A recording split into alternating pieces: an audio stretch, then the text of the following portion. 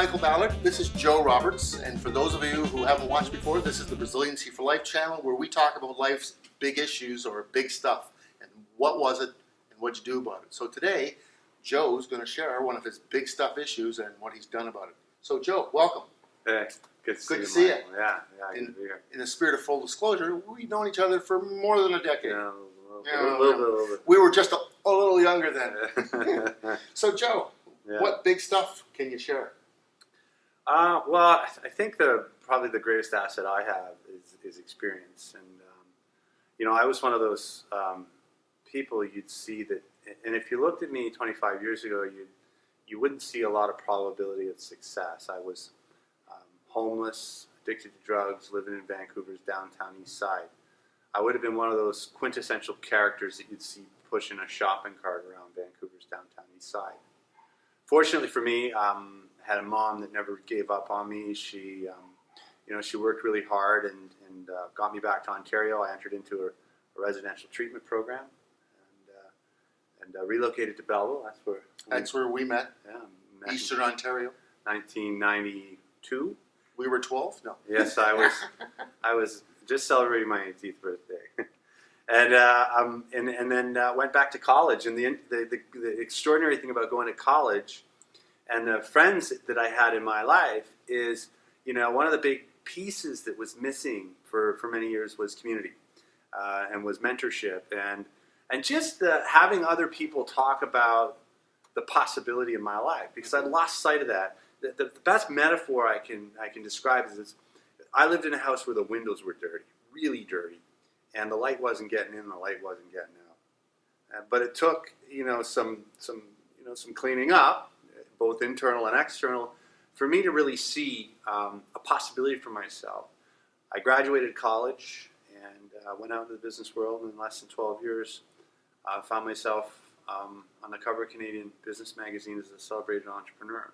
So in less than 12 years, I went from an individual who had very, very low probability of success to, by all standards, getting all the things that they talk about that make success in North America. But I have something to say about that too. Certainly. Yeah. That's why you're here. Yeah. And so that's the journey. I'm on a different kind of journey today.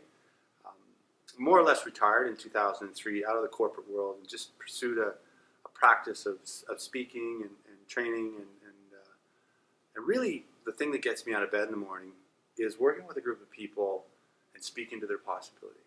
Whether it's a group of grade 7s or a group of senior leaders at a Fortune 500 company, really getting them to think past their limited thinking, getting them to think outside of the box. Instead of saying, I think I could do this, and then getting stopped by that probability mindset.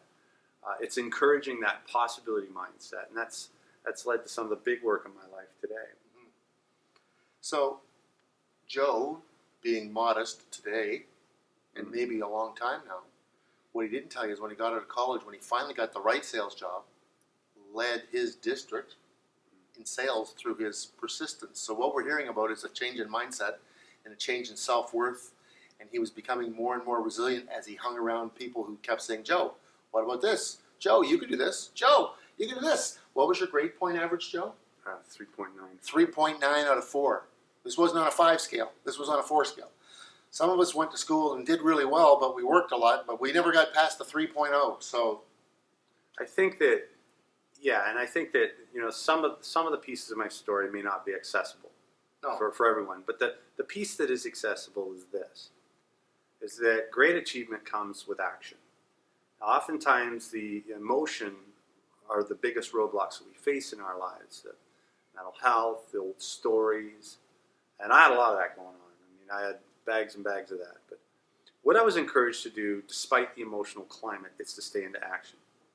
Whether you're tackling a fitness goal, whether you're trying to build your business, or whether you're going through a relationship change that's big for you, it really is about staying in the right action, despite how you feel. Goal setting, taking action, acknowledging the emotions, but staying in action anyways, not getting stuck in a rut. I talk about being in frozen mode. When you're being resilient, you got to acknowledge that sometimes I tease about frozen, flickered, and frenzied. normal to visit, lousy to live in. Yeah. So And some days, okay, so sort of put it into my framework, it's some days you just got to put your shoes on and go. And it's not about, like, look, I've maintained many years of multiple years of recovery.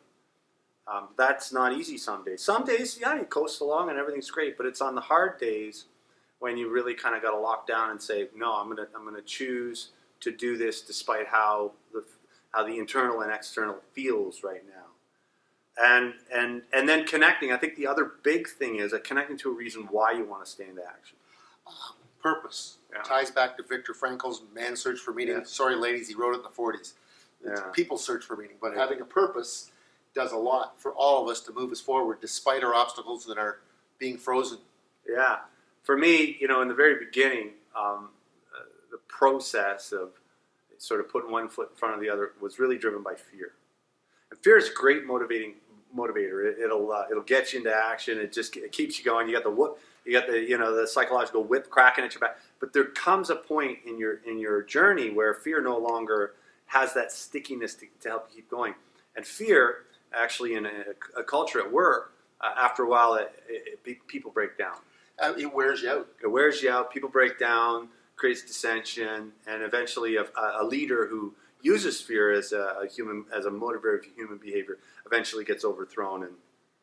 Or I was going to say, add as a boss, a parent, Yeah. a teacher, anything. Yeah. Anytime we use fear, short term, Yeah. big results. Long term, bad.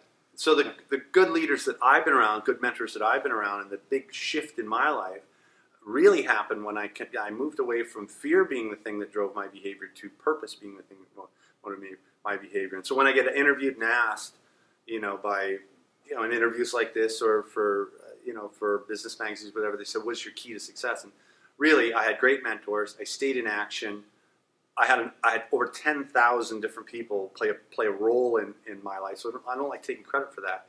If there's one thing that I can take credit for is that I was tenacious enough to continue to dangle the carrot, create something to keep me moving, and I still do that to this Yeah. day.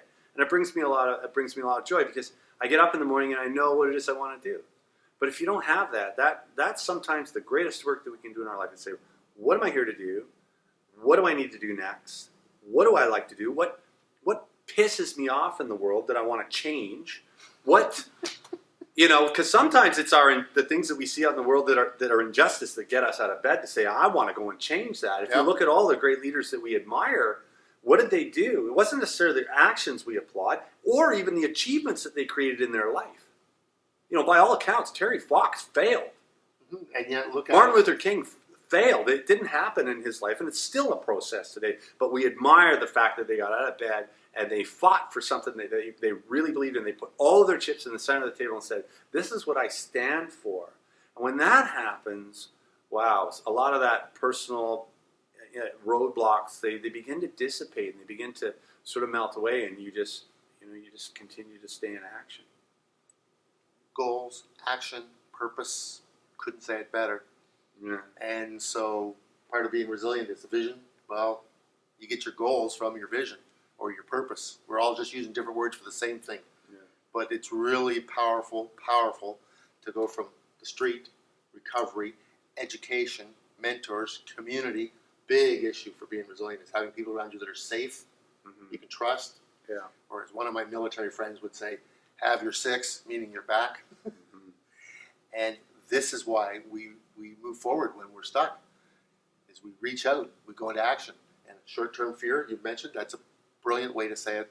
It does get us moving, but it also over time can burn us out, so we have to shift from fear to purpose. Yeah, the metaphor I like to use when you think about purpose, and everyone can identify with this, is health goals. And I think one of the fundamental flaws with health goals today is we attribute success to, say, a loss in pounds. I'm going to lose 20 pounds. The problem with losing 20 pounds is that's not necessarily a strong enough purpose for you to stay in action. So here's what it looks like. You set your goal on December 31st. So this is going to be the year. And you go out and you invest. You invest because that's how we make commitments in North America. So we spend money on things, right? That will only take us so far. You get the sneakers, you join the gym, you call your friends, you post it on Facebook, And you go out January 1st, January 2nd, January 3rd, and you're really good up until about January 14th, January 17th, right? and then it's snowing, and the night before you got your face into a whole bunch of cheesecake, and you just don't feel like it. And the goal, you haven't seen enough movement on that goal. And so the impetus to stay in action, if it's not a bigger reason than just 20 pounds, falls off. And so you got action that takes you so far, but then you hit that crossroads. And that's where we see a lot of the personal and individual roadblocks take us out of action. Then what we love to do is we get out the big stick and we beat ourselves with it because this is the umpteenth time I've failed. When all you really need to do is get your sneakers on and go for a walk.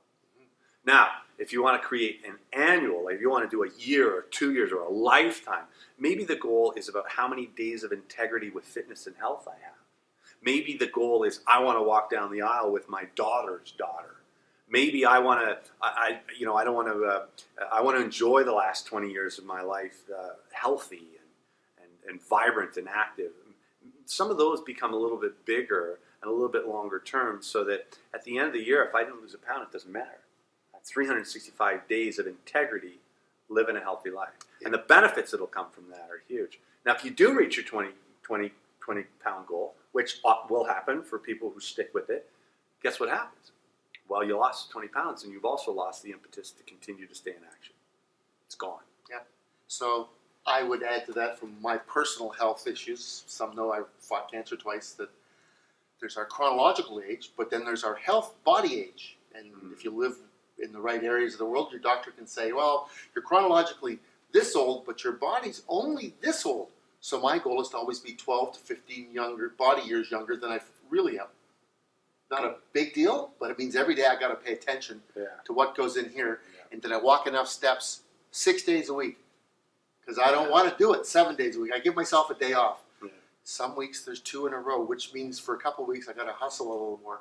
But I do enjoy it, because even my doctor doesn't quite understand how I can stay 12 to 20 years younger physically than my chronological age. But it's exercise, diet, belief systems, reading the health research, what's good for you, anaerobic versus aerobic exercise.